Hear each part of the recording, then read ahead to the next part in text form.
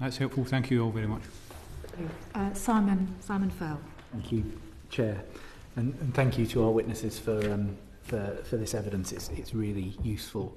I'm keen to understand how much you knew about spiking before, or drugging before this happened to you. So perhaps if I start with you, Zara, did you have PSHE lessons on it? Did your university make you aware of the risks and what mitigations you needed to take? So from when I was younger, we obviously had heard about drink spiking through the drug inside a glass or a bottle or something. So naturally, whenever I go out, my friends go out, even anybody, we would always cover our bottles, never leave our glasses unattended in the case that something would happen like this. So obviously we were made aware of it, and so we do take those actions on our own behalf.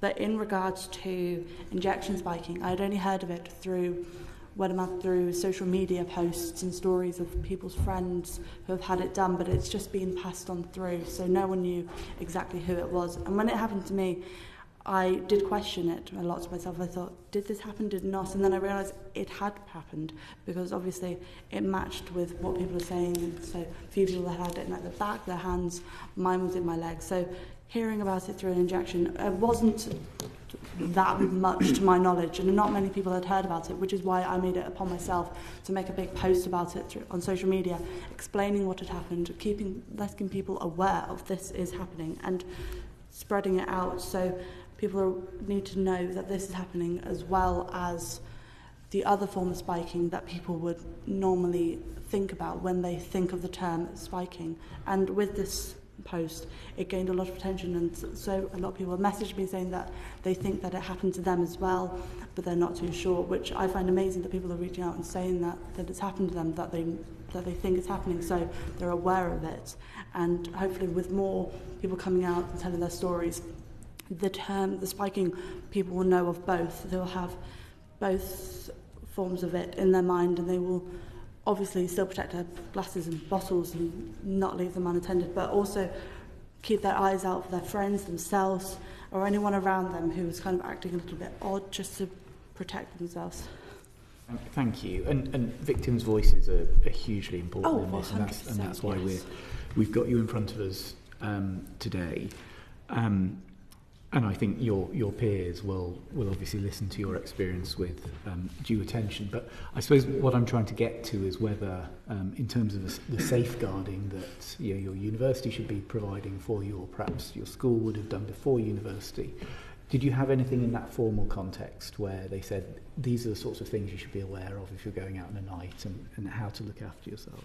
I don't actually remember ever being taught about it. I just always have known about it. So maybe I had been taught about it, but it slipped my mind. But we do hear these things, even through my mum. She was telling me when I was younger to obviously look out for these things. So it could have happened, but obviously my memory has gone over time from it. But, so we do know these things happen. So we do take precaution unto ourselves, and we do, make sure our friends are doing it. So even if they weren't taught to think, they are aware of it through us as well.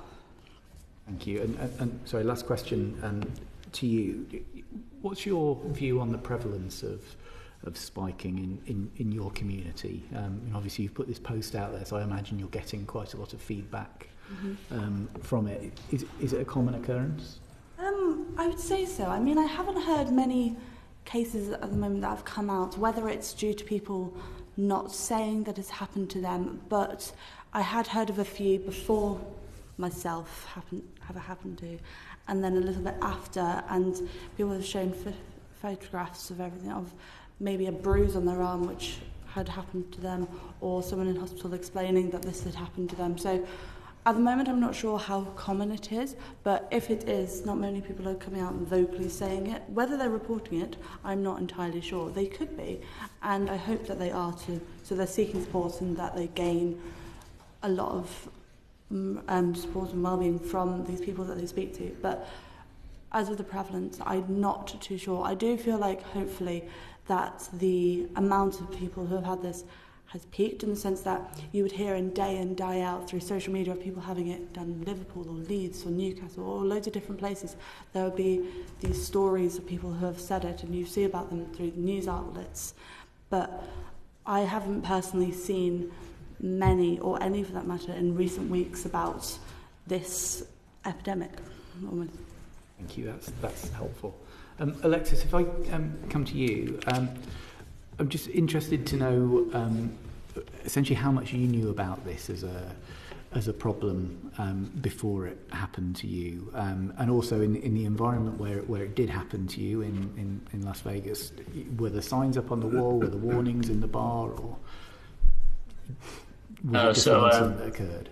Same as Zara, really. I can't remember being taught anything about it in school or university, to be honest. I knew that it happened. You know, you see it on TV shows and stuff, but it's never actually in the limelight. But no, in where I was, there was no signs, there was no warnings, and which shocked me a bit, seeing as though the customer service manager and the security openly said that it does happen quite a lot. So you think they'd make more awareness of it? Yeah. Okay. Thank you. That's helpful. And Hannah, if I just come to you, a lot of the focus on this has been on people in a younger demographic, so sort of going up to 25, 28 years old. I'm curious as to your view on whether this is something which occurs frequently to people who are outside of that age group. And thank you, Tim. And if this is the sort of thing that happens frequently in wine bars, or whether you thought you were perhaps a bit of a one-off.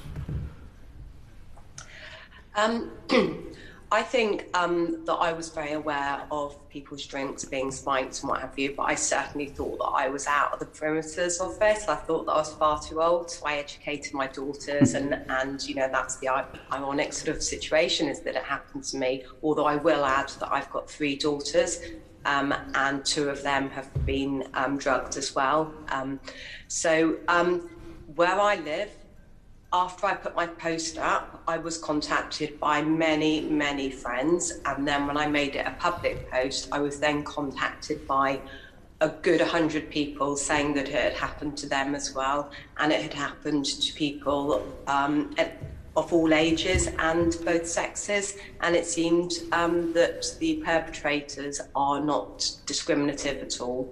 And my understanding on the very brief looking into it that I've done, it seems to be done for sexual gratification, for fun, to access people's bank cards, things like that. So for me, yeah, it's just non-discriminative. That's what I've learned from it. Yeah, thank you. That's really helpful. Thanks very much. Tim Loughton.